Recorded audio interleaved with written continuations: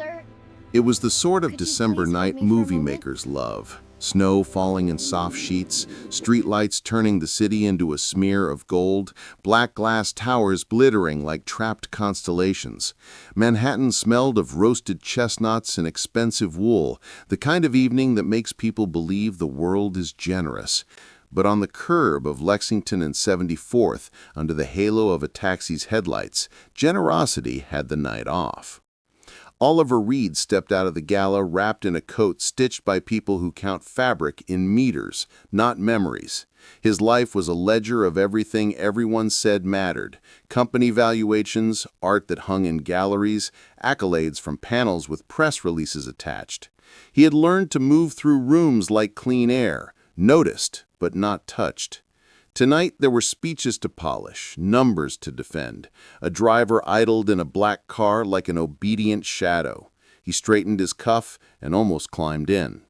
Then, a small sound unstitched the world he'd spent decades tailoring. A voice, thin as a thread, and as steady as it could be in the cold. "Sir, could you please hold me for a moment?"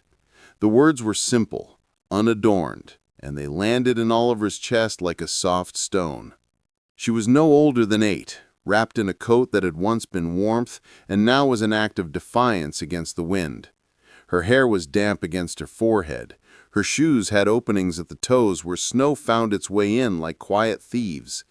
In her hands, she clutched a wrinkled note, handwriting too small, lines pressed too hard. She looked up with eyes that had learned to see too much for a child, patient, alert, and oddly furious in their small insistence. Around them, people flowed by with the practiced dignity of those who knew precisely what not to see. Oliver hesitated because hesitations had become the new grammar of his life, a pause between the decision and its announcement, the space where consultants recommended retreat. But the pause this time stretched. He knelt without thinking, coat whispering across the snow, and for the first time in years, a stranger stepped inside the quiet of him. He wrapped his arms around her and felt a body that fit into neither money nor posture. She smelled of old laundromats and hospital corridors, not perfume. Her heartbeat was a small, urgent drum against his sternum, irregular, quick with cold. When she relaxed into his hold, something in him dissolved that had nothing to do with liabilities or press opportunities. He could not name it. He only knew he had been bent toward a single, irrepressible truth. Here was a human being whose life was not a line item. This was not to be measured. When she pulled away, she unfolded the note and pressed it into his hand. The pencil had smudged where small fingers trembled. "I can clean. I can help. I don't cry in front of people. Please." He read the sentence twice as if meaning might change if looked at again. It did not. It entered him. Around them the city hummed on, indifferent and brilliant. Neon and chauffeur lights reflected on wet asphalt. A limousine door opened a few feet away. A man with an agenda stepped out into the world. But something had shifted. Oliver Reid, who had everything to lose and nothing to miss except the one thing he had never known how to keep, found himself answering the most ordinary question he had ever been asked. "Where do you live?" She said simply, "With Grandma at the shelter on 82nd? But I wanted to wait here. Maybe someone kind would come." He thought of the gala's toasts, the applause for social responsibility that read elegantly on balance sheets. Kindness had a different posture here, one that did not need speeches. It asked nothing. It offered a small, fierce trust. He told her his driver would take her where she needed to go. She nodded with the grave gratitude of someone who knows how lucky a nod can be. As they walked through the falling snow, a man in a tailor-made coat and a little girl with a stuffed heart in her pocket made an odd little constellation against the city's neon. The driver seemed impatient. Cameras might have been present. Someone could have whispered about optics and timing, about the image of a billionaire hugging a child. None of that mattered. For the first time in his life, Oliver Reid felt the hollow in his chest align with the world again. He would learn in the days to come that a single hug had the capacity to open doors he'd kept closed for reasons he no longer trusted. He would learn that when you are held, you sometimes discover who you were supposed to be holding all along. They crossed the city like a film cut, from glitter to grain, from cocktail chatter to coughs and machines. The hospital smelled like warm bleach and waiting, the kind of silence that lets in every small sound. The girl's name was Laya Bennett. Laya had the economy of a survivor, short sentences, a quick smile, a vocabulary that loved the practical. She told them her mother's name, Elena, and that she was in St. Mary's, bed 207. Her grandmother ran a shelter and did what she could, the child said, but sometimes doing was not enough. Oliver had seen human fragility at a distance, in documentaries, in grant applications, in the numbers that described need without people. Up close, it landed differently. Elena's face when he saw her, pale, the kind of thinness that makes the world tilt, was not reducible to statistics. Tubes breathed for her. A monitor sputtered like a small, tired heartbeat conductor. Laya climbed into the chair beside the bed and laid her small palm over her mother's fingers. "Mommy," she whispered. Her voice was a thread.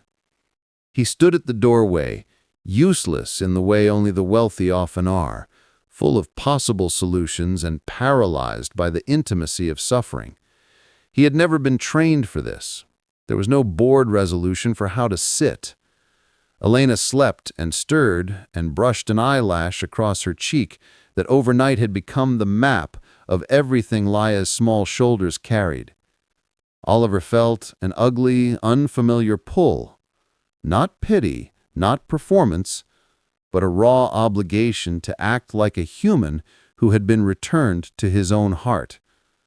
Back at his penthouse, money sits like a cold metal instrument. You call the proper people, write checks the size of paragraphs, and the world aligns. But Oliver sat in the chair that night and pressed the tiny folded note to his palm. "I can clean. I can help. I don't cry in front of people. Please." He had the muscle to fix infrastructure, to design clinics, to underwrite scholarships, but the question did not feel like infrastructure. It felt like a ledger entry he had not been taught to balance. Time, tenderness, presence. He called, without announcing to staff, without creating a press release, an intake at St. Mary's. The hospital administrator lifted an eyebrow, but complied. Records, tests, options. Then he did something more disquieting and honest than any grant initiative. He asked to be tested as a potential donor. The doctor on the other end of the line laughed at first, thinking perhaps the billionaire meant to fund a program. Oliver did not laugh back. In the morning's thin light, Manhattan looked different. The snow had crusted into clear glass. Oliver waited for a call, and when it came, the voice on the other end said simply, "You're compatible." His breath left him like steam on a cold day. The thought rose in him, unchartered, unexpected, that perhaps the blood that had once been part of his grief could now be given to someone in need. He sat with that possibility like a man with a new map. No spreadsheets could explain the sudden clarity. The decision that felt right was not performative. It would cost him an organ, a day of pain, a phrase for pundits. It would also, he supposed, return something he had long worn like a scar, the capacity to be present without defense. When he told his assistant that evening, there was silence through the line. He heard her inhale like a hired witness to a private miracle. "You know," she said finally, "this will make headlines." He did not look for headlines. He looked at the little girl's drawing once more. Stick figures under a sun with the words, "Thank you," in crooked letters. He placed it in his wallet, and then, in a moment he would later call quiet and absolute, he arranged his life around the truth that sometimes the smallest request, a hug, a word, a hand, can bend destiny. Hospitals have a way of slowing time into a kind of thin attention. Minutes stretch into questions, hours measure themselves by small acts of care. Oliver sat through the battery of tests with hands that tried not to tremble. He had spent a life arranging outcomes. Here the machines and lab techs looked at cells and chemistry, indifferent to his titles. He discovered how vulnerable a man who refuses to fail can be when things he cannot purchase stand between him and another person's life.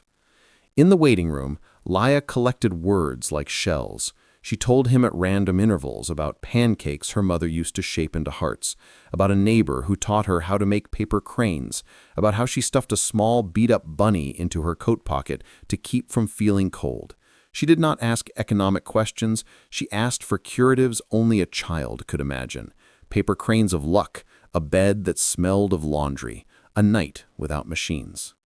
When the call came, compatible, Oliver felt an unnameable freight lift and drop all in one heartbeat. The metaphors rushed in, transplants as metaphors for second chances, organs as currency of compassion. The doctor asked again whether he was sure. A kidney donation is not a triviality. It is permanent. It is an intimacy. Oliver said yes. On the morning of the surgery, the city looked as if someone had wiped clean the noise and left only the necessary shapes. The staff moved like a small, carefully choreographed orchestra. Laya held his hand as he was rolled into pre-op. She was told to wait in the small family room with Elena's grandmother. "Promise me you'll be brave," she said to him, not knowing that courage is often a request more than an attribute. He promised, and the promise felt like an answer that might repair more than a body. In the operating room, the story narrowed. Bright lights, practiced hands, the deep hum of surgical machines keeping time. He thought of his daughter, the way she used to tuck a hair behind her ear, the unheard lullabies in a house that later grew quiet. He thought of all the things wealth could not buy, and recognized that the choice he had made had nothing to do with public image. It had to do with a man learning again how to be part of another life. Meanwhile, outside, reporters guessed, social feeds buzzed with rumor and speculation. But the best story was happening in a sterile room where money could not act. He woke from anesthesia to the salty truth of human fragility, and then to the nurse's smile. She's stable. In the recovery room, Laya appeared like a small comet, carrying orange juice and a drawing. "Mom's better," she said. The words plugged into him like a shore into a lamp. He had not expected such relief. He had been prepared for the noise of acclaim, not the quiet of gratitude. When Elena opened her eyes a day later and found a stranger whose blood had become part of her, there was a silence like the pause between a question and an answer. "You did a brave thing," she whispered. Oliver, flushed and raw, simply said he had been reminded how small gestures can carry a universe. He had been the one who had asked to be tested. They had both been the recipients of an exchange that taught them how closely human lives can overlap like pages in a book. News is a peculiar mirror. It fashions events into narratives with the bluntness of a headline and the cruelty of a rumor. When the story of Oliver Reid's donation leaked, because stories of the wealthy who give are engines for praise, the world spun into a familiar frenzy. Commentators, philanthropy columns, late-night monologues. Some called it redemption theater, others framed it as the magnanimity of money. Oliver refused to feed it. He had told his assistant, no interviews, no statements. This was not a PR piece. This was not a campaign. It was, in the most elemental way, a pledge kept. But the story could not stay private for long. People began sending letters, envelopes thick with the handwriting of strangers, stories of other lives that had been saved by pages in a different ledger. "You reminded me there is good," read one. "I don't trust billionaires," wrote another. "Unless they hug children in the snow," read a third. The spectrum of response was human and, in its variety, revealing. The world could only see what it wanted to see. The hero, the villain, the transactional miracle. Yet under the noise, a quieter truth was flowering. The narrative had moved people. They were talking about dignity, about the human cost of policy, about what it means to be seen. Laya became reluctantly a small public figure. There were offers for interviews, for appearances, invitations to shows, kindly headed letters with ribbons. Oliver refused most of it. One time when a reporter hovered with a microphone at the hospital door, Laya looked at Oliver and said, "People will listen if we speak about what matters, not what sells." He realized then that the smallest voices could ground the loudest ones if the adult was willing to listen. He also began to notice something else, the slow, medicinal effect of being needed in a non-strategic way. His board wanted to talk about the optics of his act, the fundraising potentials, the donor implications. He waved them off. He found himself spending weekends at the Paper Hearts Center, a name he'd chosen because it sounded not like a brand, but like a promise. There were no gala spaces, only a kitchen where volunteers cooked vegan meals, a clinic where patients could talk to a doctor without barriers, and a small classroom where Laya and other children learned to fold paper hearts and write letters to people who needed them. A reporter once asked him, "Did saving someone save you?" He thought of the night he had bent into a child's body to hold it against his chest, of the way tears had come as if from a faith he had misplaced long ago. He said, "I don't know if I was saved. I think I was remembered." People nodded as if that were different but similar. Redemption rarely arrives as a sudden climactic privacy. It is often a series of small acts, strung like beads, quiet work, presence, listening. The Paper Hearts Center opened with modest fanfare in early spring. No celebrity red carpets, no corporate banners, just a crowd of neighbors, volunteers, nurses, and people who had been hidden by a system that mislabels worth. The center offered free clinics, legal aid referrals, and a community kitchen where vegan meals were prepared because Alina, who had always cared for the environment and health in small ways, requested food that would heal the body without harm. It was a detail that mattered. The meals were an ethical choice as much as a practical one, signaling nourishment with conscience. Oliver often worked in the back, chopping carrots, learning how to slice tofu so it did not fall apart. He had once run companies with teams of execs. Here, he learned to be guided by a ladle and a recipe card. Laya presided over a small table of children who painted paper hearts with bright gouache, each heart bearing a message. "For you. You matter. Thank you." They were crude and fierce, the kind of thing you would place in a pocket and keep for years. One afternoon, after a long shift of peeling, cooking, and listening to stories of eviction notices and miraculous recoveries, Oliver sat at the community table and asked Alina what had sustained her through the worst nights. She smiled through the soft scars at the corners of her eyes. "Hope," she said. Then she added, "and people who refused to look away." It was a simple creed, but powerful. On a quiet weekday, the center hosted a small dinner for contributors and neighbors. Laya insisted on serving Oliver her favorite dish, a warm quinoa bowl with roasted root vegetables and a citrus tahini drizzle. They ate slowly, not because they were savoring privilege, but because slow eating had become a ritual of presence. People talked about the center's modest successes, the family reunifications, the patients who had been able to get medication without a copay. In a corner, a volunteer who used to be homeless traced the names etched on the donor wall and wept. After the meal, Laya piped up with characteristic bluntness. "Sir," she said, using the formal address that had once been a shield between them, "could you hold me for a moment?" He did, and it felt less like a private transaction and more like a public theology. Our lives are built of small, repeatable acts that make community true. The media, predictably, tried to label the center a philanthropic pivot, as if altruism were a line item on a quarterly report. But inside, people were just people. A teen who had never had a birthday, a retired nurse who finally accessed the specialist, a single mother who could pay for a week of groceries without deciding which bill to skip. There was no fanfare, only the gradual accretion of care. Paper hearts began to appear across the city, folded and left in library books, slipped under cafe spoons, taped to utility poles with notes, "You are seen." The movement grew not because of a billionaire, but because one girl's insistence had taught a man how to keep his hands useful. Not everyone cheered. There were investigations, as there always are when money and morality meet. Critics accused Oliver of grandstanding. Pundits wondered whether the transplant had been arranged in ways others could not access. He answered with a strange poetry. Openness. He published medical records where appropriate, paid expenses for donors, and invited the hospital to audit the process. Transparency calmed some critics and incensed others, but the center kept serving. Elena's recovery was steady if unremarkable in the public imagination. For her, The miracle was simpler. She could climb the stairs to her apartment, make pancakes for Laya in heart shapes, feel warm again, not because of celebrity, but because someone had trusted the basic currency of giving. Laya returned to school and became a quiet ambassador for the center. She did interviews with the restraint of someone who knew that attention can be both gift and hunger. Oliver, meanwhile, learned how a life could be indexed not by acquisitions, but by attendance.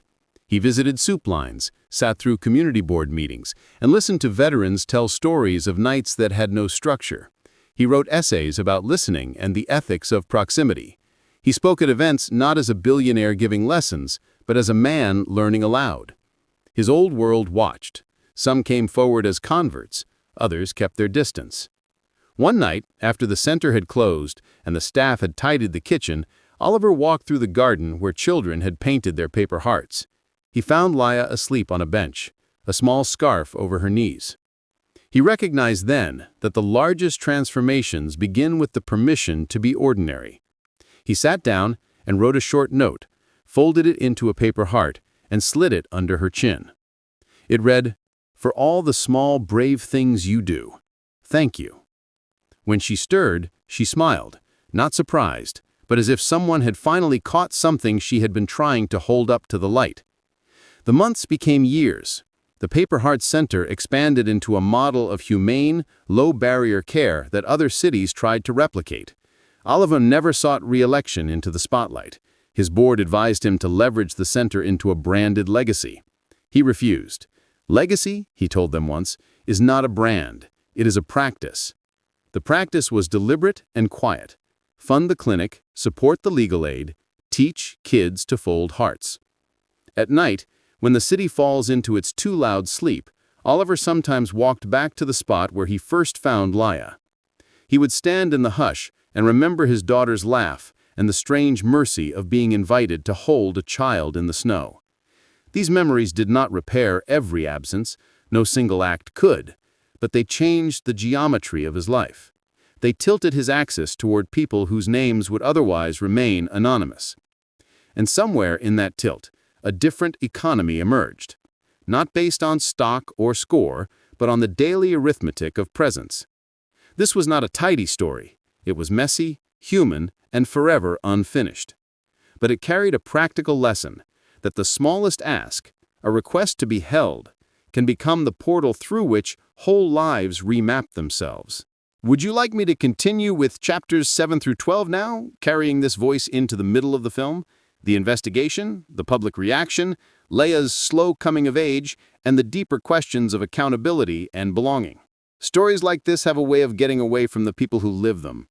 What began as a quiet act of kindness between a billionaire and a child became a thunderclap that rolled across the country. The headline, "Manhattan Tycoon Donates Kidney to Stranger," spread faster than snowmelt on the Hudson. TV hosts dissected it, influencers quoted it, politicians folded it into speeches about empathy and the American dream. But beneath all the noise, Oliver Reid remained startlingly silent. For the first time in decades, he found himself allergic to applause. At the Paper Heart Center, where volunteers passed out warm vegan meals to the homeless, he scrubbed dishes while the world debated whether he'd done it for attention. He didn't argue. He'd once believed reputation was everything, a currency you protected like oxygen. Now reputation felt like smoke. The only thing that mattered was the small warmth of someone's thanks, the smell of lentil soup drifting into the street, the sight of Laya laughing as she served cocoa to strangers. But not everyone saw grace.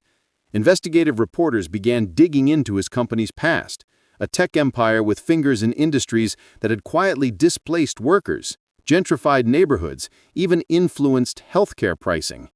The irony wasn't lost on anyone. Was the Savior now atoning for his sins? Was Paper Hearts a redemption campaign born from guilt? The questions came like rain, uninvited and relentless. One evening, a journalist named Miriam Clark, a fierce, perceptive reporter for the Atlantic Ledger, requested an interview. She was known for dismantling philanthropic myths, for cutting through the benevolent billionaire narrative with surgical precision. Oliver surprised everyone by agreeing. When she asked why he had chosen to risk his life for a stranger, he paused. Then he said softly, because I couldn't bear the thought that my daughter would grow up in a world where no one stops for the child in the snow. The line went viral. But Miriam's next question was sharper. Mr. Reid, your company's AI project displaced thousands of medical technicians. Do you think one kidney balances that scale? Oliver didn't flinch. No, he said. Nothing balances it. But if the world has learned anything from my mistakes, then maybe my daughter didn't die for nothing. It was the kind of honesty journalists rarely get. Miriam left the interview silent, her recorder still running, but forgotten. In the article that followed, she didn't glorify him, she humanized him. And in doing so, she did something rarer than praise. She made the world stop judging long enough to feel. By the end of that month, letters to paper hearts multiplied tenfold. Some came from single mothers, others from hedge fund analysts confessing they hadn't volunteered in years. The noise had become a choir, not of approval, but of awakening. And Oliver, once an emblem of isolation, had become, almost accidentally, the face of accountability that heals instead of defends. For Laya Bennett, life after the miracle was an unsteady blend of wonder and confusion. She was 9 now, her mother recovering at home, her face appearing in magazine sketches and social media edits where people called her the girl who changed a billionaire's heart. She didn't like that title. She didn't want to be famous. She wanted her mom's hands warm again, her grandmother's smile back, and her little school where the teacher smelled of chalk and vanilla. But wherever she went, people stared. Adults leaned down to whisper thank you as if she had invented kindness. At night, she would look at the framed photo on the nightstand, a picture Oliver had taken of her in the Paper Hearts garden, holding a paper crane in her palm. Her mother, Elena, told her softly, "You gave him a reason to live again." But Laya didn't understand what that meant. She just asked for a hug. Still, the world kept calling. One day, her school organized a charity project inspired by Paper Hearts. Students painted murals of hope, folded paper hearts, and wrote letters to hospital patients. When the local news arrived to film, Laya tried to hide behind a canvas. The journalist found her anyway. "What do you want to be when you grow up?" they asked. She hesitated, glancing at her mother across the courtyard. Then she said, "Someone who doesn't forget to stop." The quote spread like wildfire across social media. Adults reposted it as a motivational slogan, but for Laya, it wasn't philosophy, it was survival. Her world once depended on whether a stranger would stop. Over the next year, Oliver became a regular presence in their lives, not as a savior or benefactor, but as a friend. He attended Laya's school play and sat in the back row, invisible among the parents. He and Elena often spoke about ethics, about the cost of doing good in a system built to reward indifference. He started teaching Laya chess, not because she loved strategy, but because he wanted her to know that life could be rewritten with a single move. And one night, when Laya asked him what being rich really felt like, he answered, "Lonely, until I met you." She smiled the way only a child can when she forgives without needing to understand. That night, when she fell asleep on the couch beside him after a vegan dinner of soup and roasted carrots, he realized something profound. He hadn't given her a second chance. She had given him one. As Paper Hearts expanded, so did scrutiny. Oliver's board began to complain about image drift. Investors grew anxious about his disappearing focus on profit. There were murmurs of replacement, of transferring control to a younger, colder face. For the first time in years, Oliver's empire was at risk, not because of scandal, but because of compassion. At a private shareholder meeting, one of his executives sneered, "We're not a charity, Oliver. Every hour you spend ladling soup is an hour we lose millions in market potential." Oliver leaned back in his chair, hands folded, voice calm. "Maybe that's a trade worth making," he said. The room went quiet. They called him sentimental, but what they didn't know was that beneath the rhetoric, Oliver had already started a silent revolution. He had begun diverting corporate profits into an invisible fund, anonymous grants that erased medical debts for hundreds of struggling families. He didn't announce it. He didn't even sign the checks, because true compassion, he'd learned, doesn't market itself. Meanwhile, Miriam Clark's second feature on him dug deeper. She uncovered inconsistencies in the corporate structure that predated Oliver's reforms. She didn't want to destroy him, but she couldn't ignore truth either. When she approached him about it, expecting defensiveness, he said only, "Print it. If the story can help someone, it's yours." Her article went live under the title, "When Repentance Meets Power." It sparked one of the largest corporate ethics debates in modern media history. But instead of defending himself, Oliver released a statement that stunned everyone. "I spent years profiting from systems that forgot people. Now, I'm trying to remember them, even if it costs me everything." That night, he visited the shelter where Laya's grandmother once lived. The walls were painted a dull gray. He sat on the floor, talking with veterans, mothers, teenagers who had fled home. No cameras followed him there, no one knew. But in that quiet, his repentance wasn't public. It was real. And somewhere between those peeling walls and the laughter of strangers, Oliver Reid stopped being a billionaire trying to do good and became a man simply trying to be good. 2 years passed. New York shifted its seasons the way it always does, with noise and haste. But for the people at Paper Hearts, time unfolded differently, measured not by quarters, but by recoveries, by reunions, by the rhythm of vegan meals shared across long wooden tables. Laya was 11 now. Her laughter had changed, deeper, wiser. She had learned to skateboard down the garden paths of the center, her sneakers leaving trails of chalk hearts behind her. Elena had returned to nursing part-time, running the clinic with quiet grace. She often said she could feel Oliver's kidney beating in time with her heart, a strange duet of survival. But Oliver's world outside remained fragile. His board ousted him quietly that spring.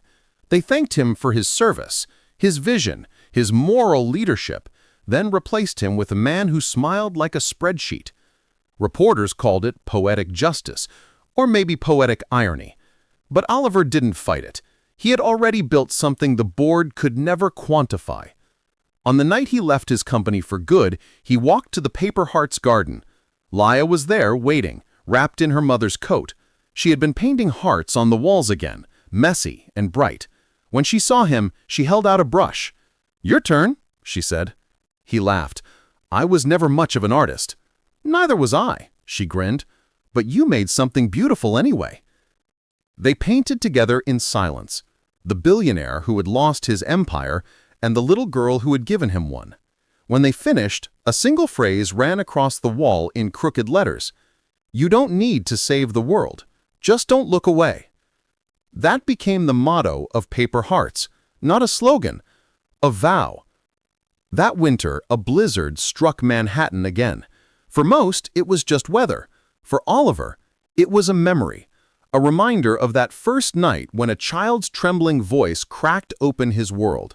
He walked through the snow toward the center, hands deep in his coat pockets, breath thick with cold. Inside, he found volunteers serving hot soup to families huddled in from the storm.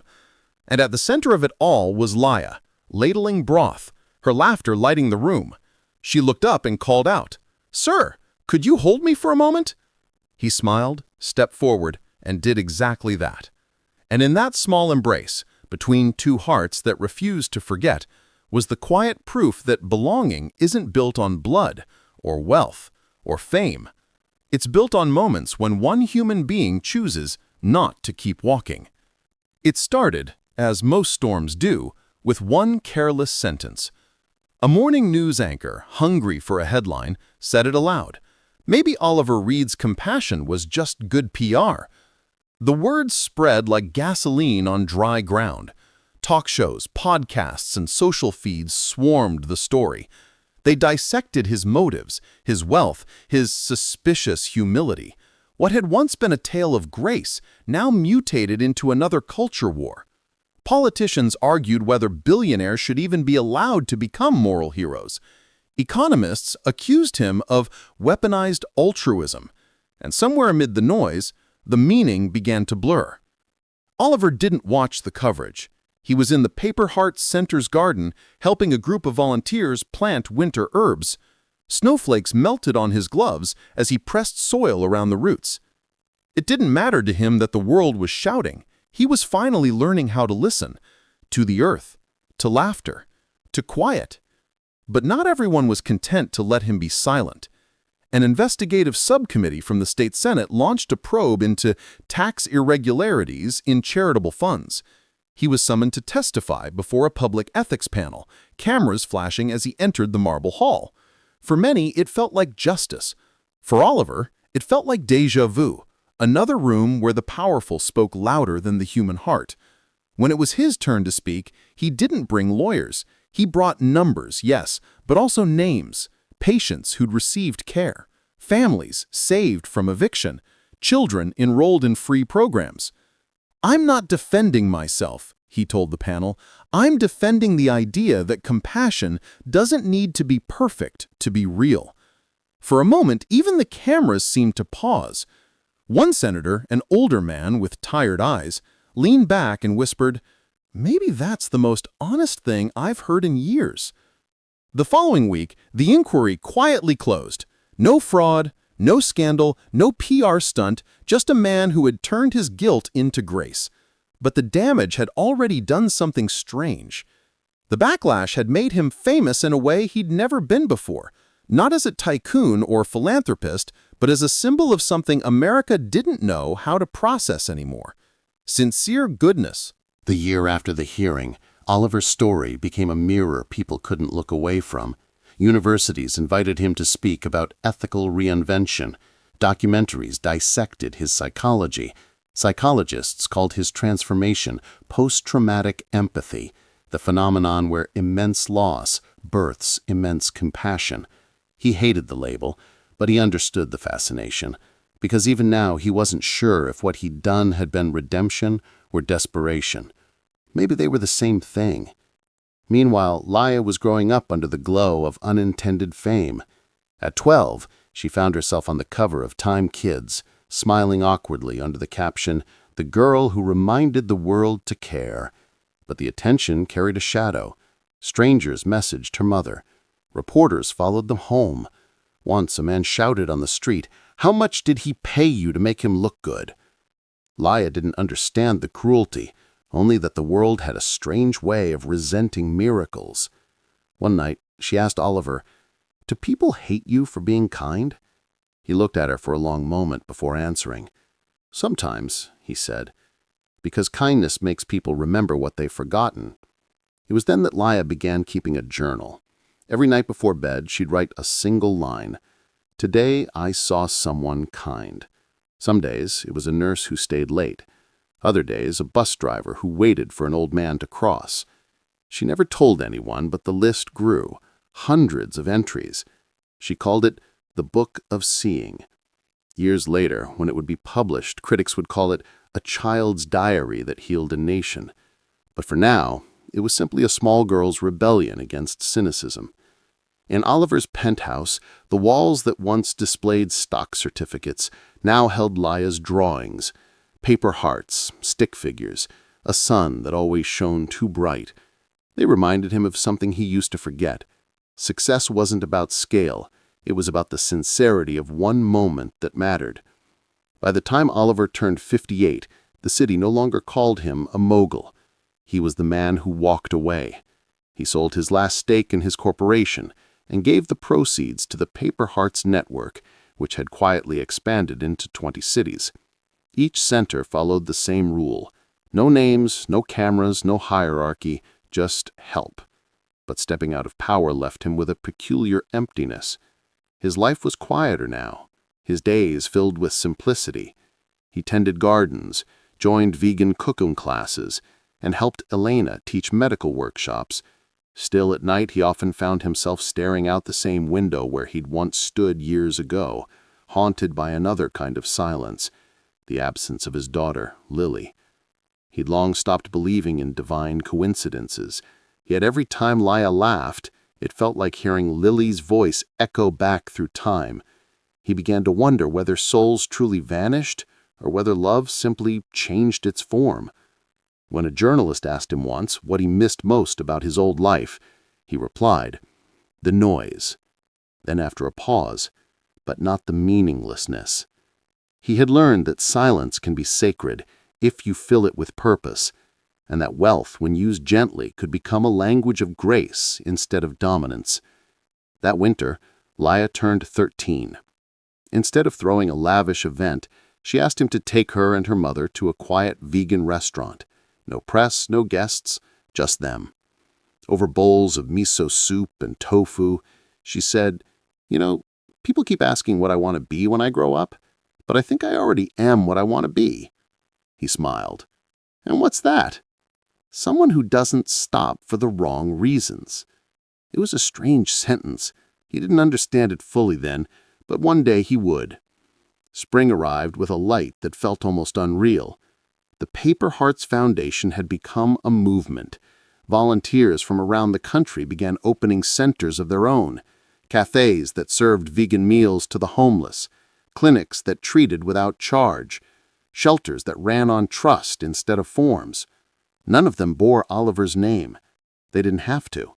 His legacy was invisible, woven into gestures instead of headlines. In an age of cynicism, something strange began to happen. Cities reported lower homelessness rates near the centers. Hospitals saw fewer abandoned patients. And quietly, a new generation began quoting Laya's childhood words, "Don't look away." Oliver watched it all unfold from the sidelines. He refused interviews, living modestly in a townhouse near Central Park. He still visited the centers on weekends, where volunteers would sometimes recognize him and whisper, "Thank you."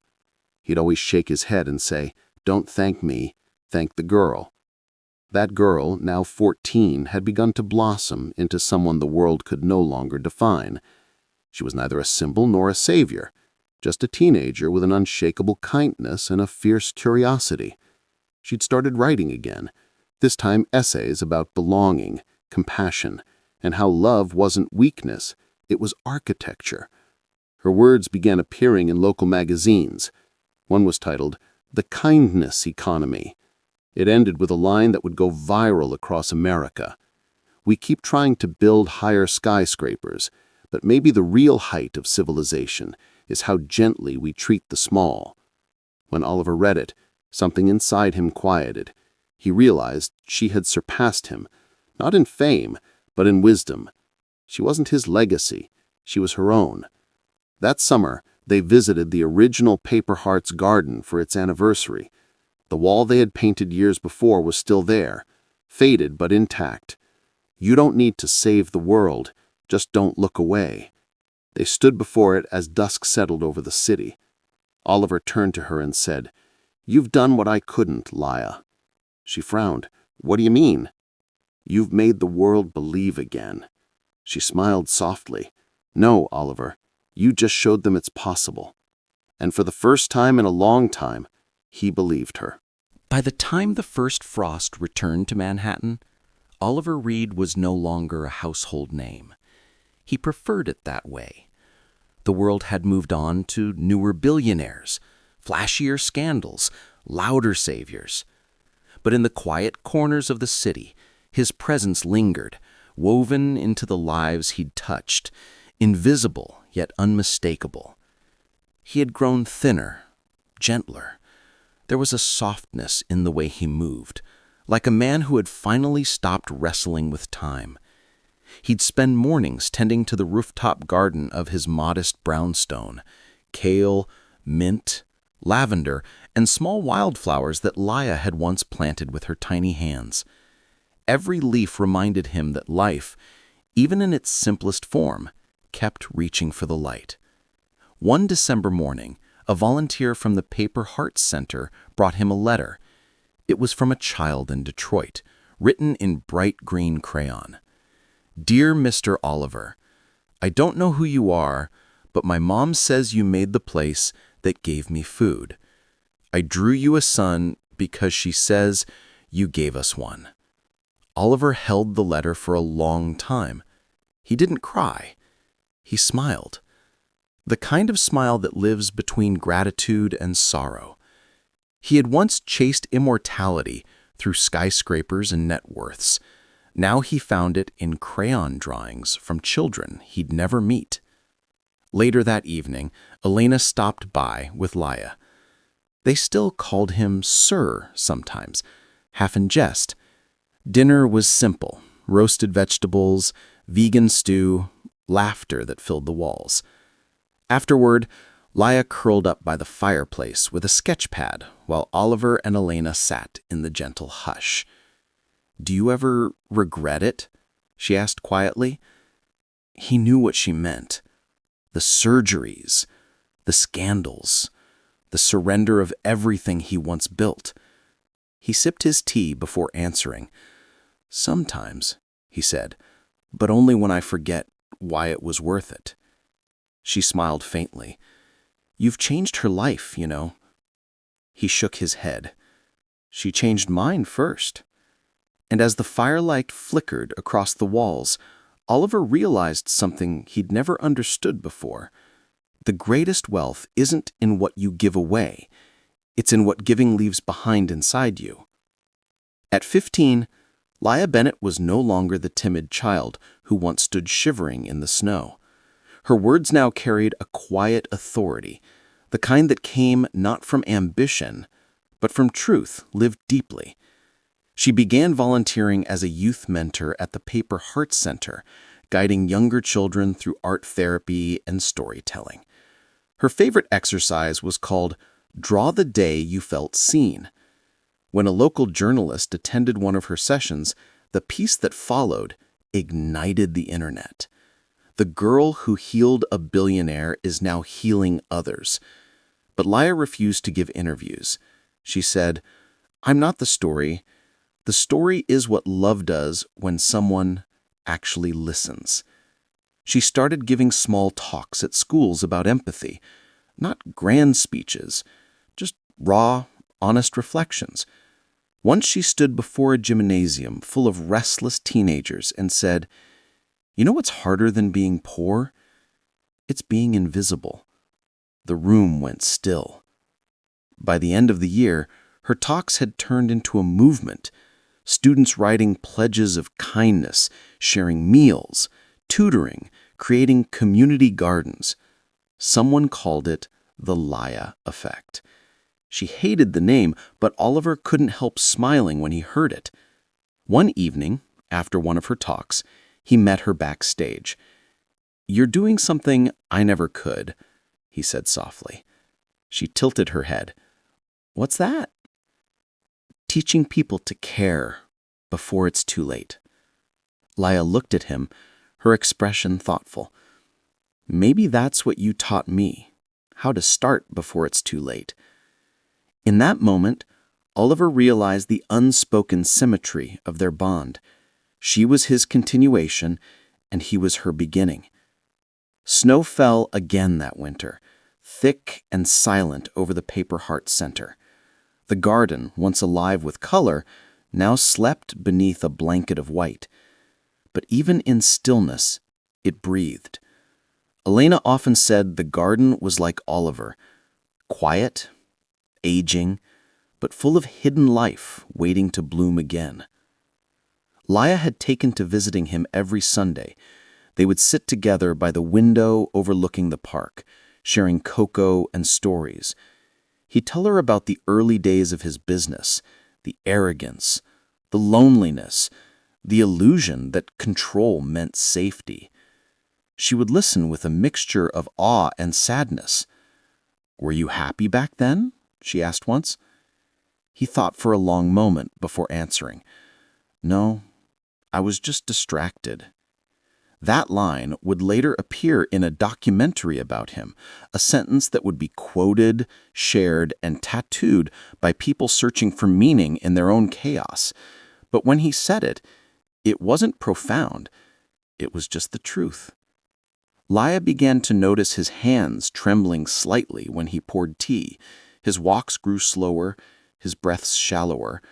Still, he never complained. He would smile and say, "Every morning I wake up, it's another day the world gets to surprise me."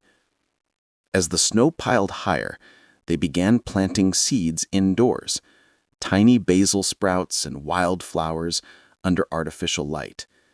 "It's too cold for anything to grow outside," she said. He smiled. "Then we grow what we can, where we can." She didn't know it yet, but those were his last words to her that winter. A week later, Oliver collapsed while reading in his chair. When the paramedics arrived, the book lay open to a page about the philosophy of compassion. He never regained consciousness. News of his passing spread within hours. Headlines called him the billionaire who gave his heart away. TV stations replayed footage of his public testimony, his interviews, his quiet acts of generosity. But for those who knew him, his death wasn't a loss, it was a continuation. The Paper Hearts centers across the country dimmed their lights for one night. Thousands of candles flickered in their windows, a constellation of gratitude stretching from New York to Los Angeles. In each center, volunteers gathered and read from his favorite quote, "You don't have to save the world, just don't look away." Laya stood at the podium during his memorial, dressed simply in white. Her voice didn't waver. "When I met him, I was just a little girl asking for a hug. I thought he saved me that night. But what I've learned is that he saved all of us from forgetting what love looks like." She took a deep breath and smiled faintly. "He once told me that kindness doesn't make you perfect, it just makes you real. And I think maybe that's the closest thing to heaven we get on earth." The crowd fell silent. Even the cameras stopped clicking.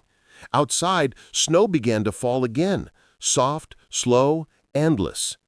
And as the city shimmered beneath it, a strange peace settled over everything. It wasn't grief, it was gratitude, the kind that fills the space where sorrow used to live. Later that evening, Laya walked to the Paper Hearts garden. The snow was knee-deep, but she didn't care. She stood before the bronze plat bearing his name and whispered, "You didn't die, Oliver. You just became part of everything good." She placed a paper heart on the frozen ground. On it, she'd written 6 words that summed up his life and hers alike. Love didn't leave, it just changed. And in that still moment, beneath the quiet sky of New York, something unseen seemed to stir. Not an ending, a continuation. The light that had begun with a little girl's trembling voice now lived in thousands of hearts, whispering through time, "You don't have to save the world, just don't look away." 10 years passed, though in Laya's mind it felt both like a blink and an eternity. The Paper Hearts Foundation had grown far beyond what even Oliver could have imagined. There were now centers in over 40 cities, some nestled between crumbling apartment blocks, others standing bright and defiant in polished districts. Each one carried the same emblem, a tiny heart folded from recycled paper, a symbol of small kindnesses changing large worlds. Laya had become its public voice, but never its celebrity. She refused interviews that asked about the billionaire who saved her life. She would always answer gently, "He didn't save me. He reminded me that I could save myself." The foundation's work had expanded, not just feeding the poor, but rebuilding dignity. They taught homeless families skills in digital literacy, created micro-grant programs for small urban farms, even opened vegan cafes that donated profits to shelters. Some of Oliver's old associates quietly funded the projects, a kind of atonement for their past apathy. But success brought its own weight. As Laya traveled between cities, meeting broken families and lost youth, she sometimes felt hollowed out, as if she was living too many stories at once, carrying too many sorrows that weren't hers. One night, exhausted in a motel outside Portland, she opened her old notebook. Between pages covered with travel notes and budgets, she found the quote he'd once written for her. "Compassion isn't a feeling. It's a discipline of the soul." She sat there for hours, repeating it quietly to herself until the tears came, not out of grief, but from understanding. Oliver hadn't taught her to fix the world, he'd taught her to stay human while trying. That night, she decided to create something new, not another center, but a living philosophy. A network of small, local kindness circles where people could gather, eat, listen, and share without hierarchy or judgment.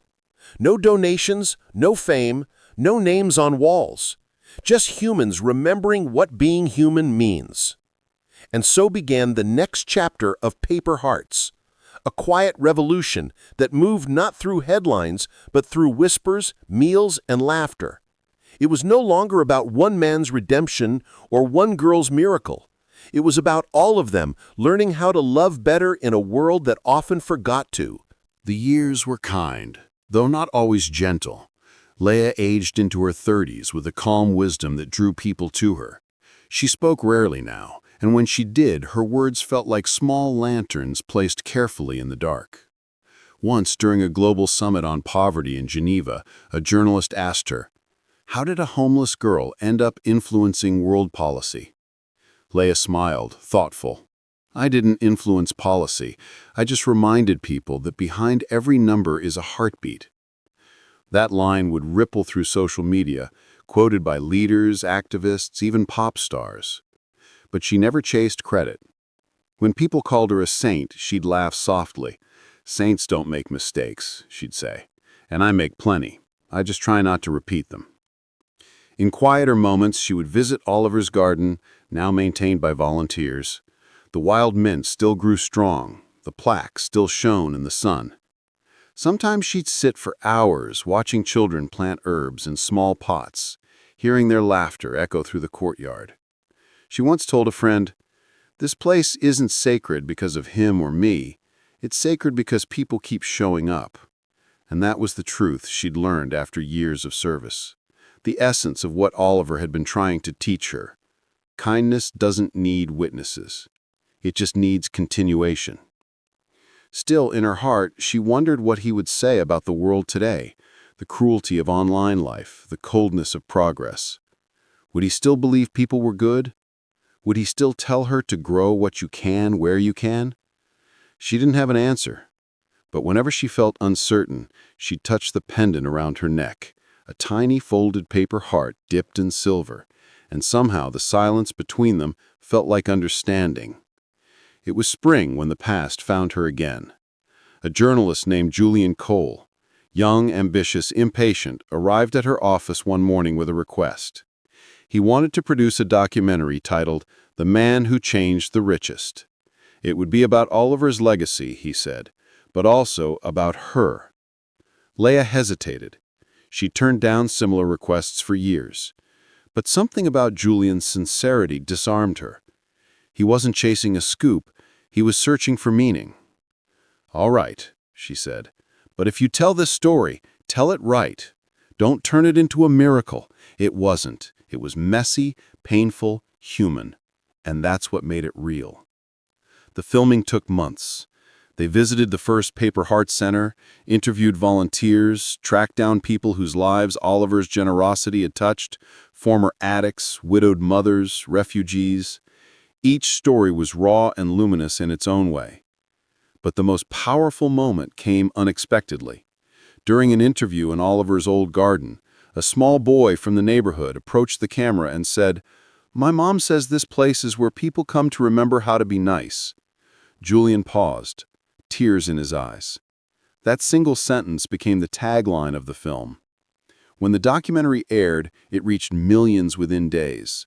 People from all over the world wrote to Paper Hearts, donating, volunteering, sharing their own stories of compassion.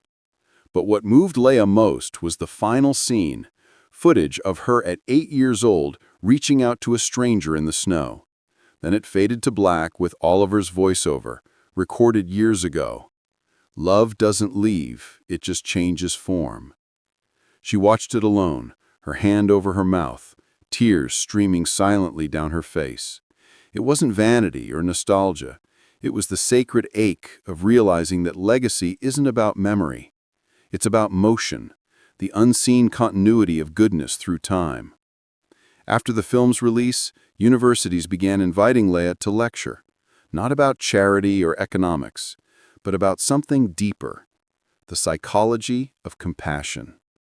She developed a framework she called gentle power, built on 3 principles Oliver unknowingly embodied: presence, empathy, and surrender. Her talks drew audiences from across the world. CEOs, activists, teachers, monks, all came to hear the woman who once asked a stranger for a hug. In one speech at Stanford, she said, "We've built systems for profit, but not for peace. We've learned how to scale technology, but not tenderness. Gentle power isn't weakness. It's the courage to remain kind in a world addicted to control. The auditorium fell silent. Even the lights seemed to dim as her voice grew softer. Oliver used to say that wealth without warmth is poverty in disguise. I didn't understand it then. Now I do. Power without love is noise. But love, even whispered, can shake the world. When she stepped down from the stage, the audience rose to their feet. Many were crying. Some were smiling. A few were quietly changed. That evening, Laya walked alone through the campus garden, the air alive with spring. She looked up at the stars and whispered, "Are you watching this, Oliver? We made it." Somewhere, in the quiet, she imagined his familiar voice, patient, amused, full of warmth. "I told you, Laya, you were never the story. You were the beginning." And as she walked into the night, her heart felt lighter, her steps slower, her soul at peace. She had finally become what he always saw in her. Not a miracle, not a victim, but a vessel of gentle power. Time, like a quiet tide, began to withdraw from the shores of Laya's life. Her hair had turned silver, her voice gentler but more certain, a melody softened by age, yet still resonant with truth. The Paper Hearts Foundation no longer needed her guidance to thrive. It had become a living organism, evolving, self-sustaining, breathing through countless hearts. She now spent most of her days in a small cottage by the sea in Maine. The walls were lined with books, and the windows overlooked a garden of wild herbs and violet blooms. Every morning she'd make tea, sit by the window, and write letters, not to people, but to life itself. Letters of gratitude, apology, wonder. Sometimes children from the nearby school would visit, curious about the kind lady who helped the world. She would laugh softly and tell them, "I didn't help the world helped me remember what matters." Then she'd hand them small folded paper hearts, the same design Oliver once made her keep in her pocket. Her health had begun to falter. The doctor's visits grew more frequent, the walks shorter. Yet there was no fear in her, only a sense of completion, like a musician who knows the final note is near and plays it tenderly, without regret. Each evening she would sit by the fireplace, pen in hand, and write a few lines for her memoir, The Discipline of the Soul. In it, she didn't chronicle her achievements. She chronicled her lessons, the small human truth that defined her life. One entry read, "We come into the world asking to be held, and when we forget that, cruelty begins." Another said, "Forgiveness isn't about who deserves peace, it's about who is brave enough to stop fighting." And on a day of soft rain and salt-scented wind, she wrote her last entry before closing the book. "Love is not the opposite of loss. It is what survives it." Outside, the sea murmured against the rocks, as if whispering its agreement. The end came gently. One morning Laya didn't wake. Her caretaker found her sitting in her favorite chair, the sunrise spilling across her lap like gold. On the table beside her sat a sealed envelope addressed simply, "To whoever comes next." Weeks later, at the memorial in New York, the envelope was opened. The room was filled with faces from every corner of her journey. Former students, social workers, business leaders, even the children who had once eaten at Paper Heart centers, now grown into adults with their own families. A young woman named Amira, Laya's chosen successor, stepped forward to read the letter aloud. Her voice trembled at first, then found rhythm in the calm certainty of Laya's words. "If you are reading this, it means I've joined Oliver somewhere in the quiet places of memory. Don't be sad for me. Be kind for me. The world does not need more heroes.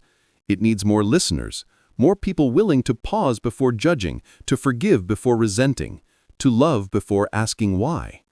What we started was never about charity. It was about dignity, about teaching the heart to see itself in another.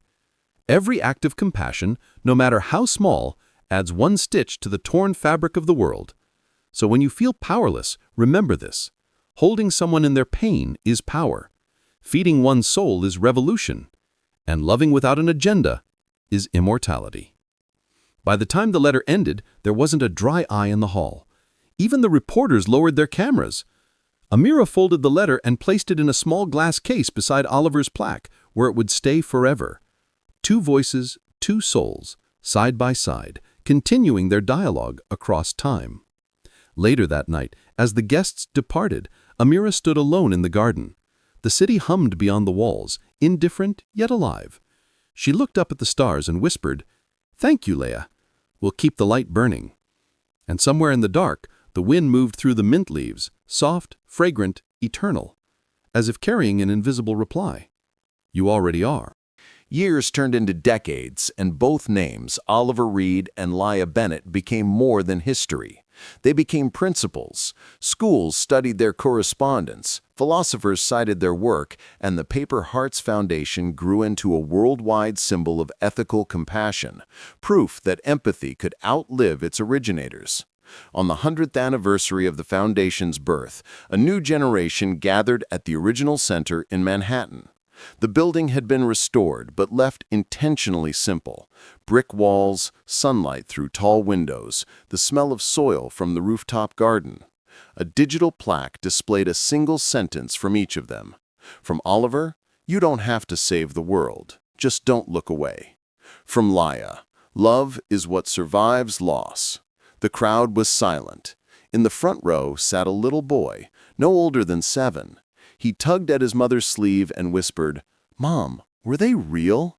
His mother smiled softly, "More real than most people you'll ever meet." He nodded, thinking for a long moment. Then he walked up to the small table, picked up a blank piece of paper, and began folding. When he was done, he placed the heart beside the plaque and whispered something no one else could hear. The cameras captured the image, a single paper heart resting beside 2 names, sunlight spilling across it like a quiet blessing. That photo would go viral across the world under the caption, "The kindness continues." But long before algorithms noticed, the meaning had already taken root. Somewhere, a volunteer chose to stay late at a shelter. Somewhere else, a stranger smiled instead of turning away. Small things, invisible, unstoppable, echoing across generations. And in that echo lived the essence of everything Oliver and Laya had ever tried to teach, that power without love is emptiness, that forgiveness is the true inheritance of the human spirit, and that one simple act of compassion can ripple into eternity. As dusk fell over the city, the garden lights flickered on. Mint, basil, and wildflowers swayed softly in the wind. And in that living stillness, that luminous intersection of memory and life, one truth whispered through the air, the same truth that had begun decades ago in a single trembling voice beneath falling snow. You don't have to save the world, just don't look away. And the world finally listened, in stillness, in love, in quiet, everlasting light. If you enjoyed this video, don't forget to give it a like and leave a kind comment. To help the channel stay motivated to create more great videos, please hit the subscribe button. Wishing you happiness and peace in the light and love of God.